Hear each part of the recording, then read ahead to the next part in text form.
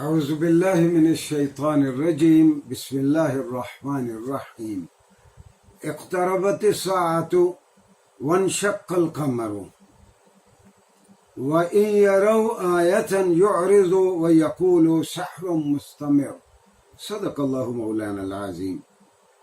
ناظرین گرامی، سورہ قمر کی پہلی دو آیات میں نے آپ کی خدمت میں پیش کی۔ چند منٹ قرآن کریم کے ساتھ اس پروگرام میں آج ہمارا موضوع ہے شق القمر، چاند کا دو ٹکڑے ہو جانا۔ ہم اس بات کو موضوع نہیں بنائیں گے کہ یہ اللہ نے اپنی قدرت دکھائی یا رسول اللہ کے ذریعے اپنی قدرت دکھاتے ہوئے ہم اس کو رسول اللہ صلی اللہ علیہ وسلم کا معجزہ قرار دیں۔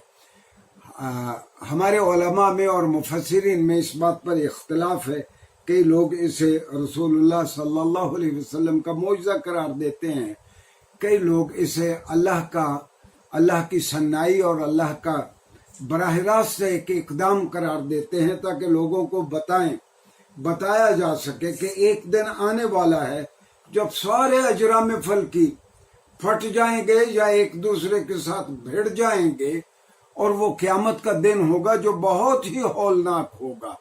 جو آیت میں نے آپ کی خدمت میں پیش کی وہ یہ ہے کہ اس کا ترجمہ ہے وَاِقْتَرَبَتِ السَّاعَةُ، قیامت اب قریب آ گئی، ڈے آف ججمنٹ قریب آ گیا، اور چاند بھی پھٹ گیا، چاند بھی دو ٹکڑے ہو گیا۔ اور یہ جو مشرکین ہیں جب وہ ایسی باتیں دیکھتے ہیں تو وہ پہلو تہی کرتے ہیں، وہ انکار کرتے ہیں، دیکھ کے بھی نہیں مانتے، اور وہ یہ کہنا شروع کر دیتے ہیں کہ یہ رسول اللہ صلی اللہ علیہ وسلم کا ایک لگاتار جادو ہے جو وہ جادو کر کے دکھا رہے ہیں۔ حضرت عبداللہ ابن عباس رضی اللہ عنہ سے روایت ہے، اور اس حدیث کو بخاری شریف نے بھی بیان کیا، ابن کثیر نے البدایہ والنہایہ میں بھی بیان کیا، اور ابن حبان کی صحیح ابن حبان میں بھی اس کا تذکرہ ہے کہ حضرت ابن عباس کہتے ہیں کہ مینا میں جب یہ واقعہ پیش آیا تو میں نے دیکھا کہ سامنے کی پہاڑی کی جانب اشارہ کر کے کہتے ہیں، میں نے دیکھا کہ چاند کا ایک ٹکڑا پہاڑی کے اس جانب ہے، چاند کا دوسرا ٹکڑا پہاڑی کی دوسری جانب ہے۔ میں معافی چاہتا ہوں۔ اور مشرکین نے بھی دیکھا، اور مشرکین نے جب دیکھا تو انہوں نے اعلان کر دیا کہ یہ تو محمد عربی صلی اللہ علیہ وسلم کا جادو ہے۔ مشرکین ہی میں سے کئی نے، قریشیوں نے کہا باقی معترضین کو، بھئی اگر یہ جادو ہے صرف ہمارے لیے ہے، یہ تو ساری دنیا دیکھ رہی ہے، جہاں جہاں بھی مطلع پہ چاند نظر آتا ہے۔ اور ہوا بھی ایسا ہی۔ ہندوستان کی موجودہ برصغیر پاک و ہند کی ایک بہت بڑی اس وقت ریاست تھی، اور اس میں ایک بڑا جاندار اور طاقتور بادشاہ تھا، پیرومل۔ یہ مالابار کا بادشاہ تھا۔ مالابار علاقہ وہ ہے جس کو آج کل ہم کیرالا کہتے ہیں۔ دراصل کیرالا کی اور ہندوستان کی کچھ ریاستوں کی اس زمانے میں یہ بہت بڑی تجارتی منڈیاں تھیں، قافلے آتے تھے دیگر ممالک سے، وہاں سے وہ سپائسز اور مسالہ جات لیتے، خاص طور پر وہاں سے وہ چلی یعنی مرچیں لے کے جاتے۔ اور مالابار کے بادشاہ پیرومل نے جب یہ رات کو دیکھا کہ چاند دو ٹکڑے ہے، کچھ عرصہ دو ٹکڑے رہا، پھر وہ مل گیا، تو اس نے سارے انجم شناس بلائے۔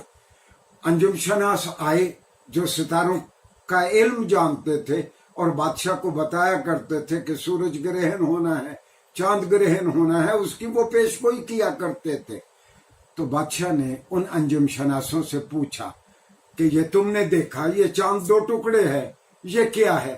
وہ اس کی کوئی خاطر خواہ توجیہ نہ کر سکے، اور ان کو بھی وہ مان گئے کہ ہمیں یہ سمجھ نہیں آیا کہ یہ کیا ہوا ہے۔ کچھ عرصہ کے بعد یہودیوں کا اور عیسائیوں کا ایک تجارتی قافلہ مالابار سے گزرا۔ بادشاہ نے ان کو رائل کورٹ میں اپنے دربار میں ان کو اجازت دی آنے کی، اور ان سے پوچھا بھئی کیا آپ نے بھی چاند کو 2 ٹکڑے ہوتے دیکھا اور بعد میں ملتے دیکھا؟ انہوں نے کہا ہاں ہم نے دیکھا. جب اس نے سبب پوچھا انہوں نے کہا کہ جزیرت العرب میں اس وقت مکہ مکرمہ میں ایک شخص ہے محمد بن عبداللہ صلی اللہ علیہ وسلم، وہ بہت بڑا جادوگر ہے اور وہ اپنے آپ کو نبی کہتا ہے. اس نے اپنے جادو کے زور سے چاند کے 2 ٹکڑے کیے ہیں. یہ اس زمانے کے یہودیوں کا اور عیسائیوں کا بیان تھا. کچھ عرصہ کے بعد وہاں سے مسلمان قبائل کا گزر ہوا. یہ مسلمان قبائل اس زمانے میں بھی یعنی دین حنیف میں بھی لوگوں کو پتا تھا اسلام کے آنے سے بھی پہلے کہ حضرت آدم علیہ السلام کا جو نزول ہوا ہے وہ ایڈم پیک پہ ہوا ہے. ایڈم پیک کہاں ہے؟ جہاں آج کل سری لنکا ہے، وہاں وہ چوٹی ہے جہاں جنت سے اترتے ہوئے حضرت آدم علیہ السلام وہاں اترے اور حضرت آدم علیہ السلام کے پاؤں کا وہاں نقش ہے. تو برکت کے حصول کے لیے اس کی زیارت کے لیے مسلمان بھی ادھر جاتے تھے. مسلمانوں کا قافلہ جب وہاں پہنچا تو بادشاہ نے ان کو اپنے دربار میں بلایا اور کہا دیکھو یہ اتنا بڑا واقعہ ہو گیا، تم کیا کہتے ہو؟ انہوں نے کہا کہ رسول اللہ صلی اللہ علیہ وسلم نے لوگوں کو گواہ بنا کے کہا. وہ اس وقت مینا میں تھے جب یہ واقعہ ظہور پذیر ہوا. آپ نے کہا دیکھو یہ اللہ کا کام ہے، یہ چاند 2 ٹکڑے ہو گیا ہے اور اس کے بعد وہ چاند آپس میں مل گیا. تو اس کے دل میں شوق پیدا ہوا کہ میں محمد صلی اللہ علیہ وسلم سے ملوں. اس نے کہا کہ جب آپ سری لنکا سے ایڈم پیک سے زیارت کر کے واپس جاؤ تو میرے پاس رکنا. واپسی پہ مسلمانوں کا قافلہ رکا اور پیرومل جو کیرالہ کا اس وقت کے کیرالہ کا بادشاہ تھا وہ مسلمانوں کے قبائل کے ساتھ وہ مدینہ منورہ آیا اور اس کو یہ شرف ملا کہ اس نے رسول اللہ صلی اللہ علیہ وسلم کے ہاتھ پہ اس نے اسلام قبول کیا. کچھ عرصہ مدینہ میں رہا، پھر وہ واپس اپنے وطن معلوف یعنی مالابار سٹیٹ جب آنے لگا تو عمان کے ساحل پہ تھا، بیمار ہوا، آنن فنن وہ فوت ہو گیا. اب دور حاضر کا ایک اورینٹلسٹ کا نام ہے سیباسٹین آر پرینک. یہ وینکوور ایک جگہ ہے ہمارے کینیڈا میں، وہاں کی ایک یونیورسٹی ہے، یونیورسٹی آف برٹش کولمبیا، وہاں یہ پروفیسر ہے. اور اس نے ایک کتاب لکھی پچھلے دنوں میں، اور کتاب یونیورسٹی آف کیمبرج برطانیہ نے اس کو 2018 میں آج سے 2.5 سال پہلے اس کو شائع کیا. کتاب کا نام ہے مونسون اسلام. وہ اس سارے واقعے کا تذکرہ کرتا ہے اور کہیں وہ ریفیوٹ نہیں کرتا، اس بات کو رد نہیں کرتا کہ چاند 2 ٹکڑے نہیں ہوا. اس بات کو بھی وہ رد نہیں کر سکا کہ پیرومل رسول اللہ صلی اللہ علیہ وسلم کے پاس گیا اور جا کر اس نے اسلام قبول کیا. اس بات کو بھی وہ رد نہیں کر سکا کہ اپنے واپسی کے سفر پہ وہ عمان میں اس کا انتقال ہوا.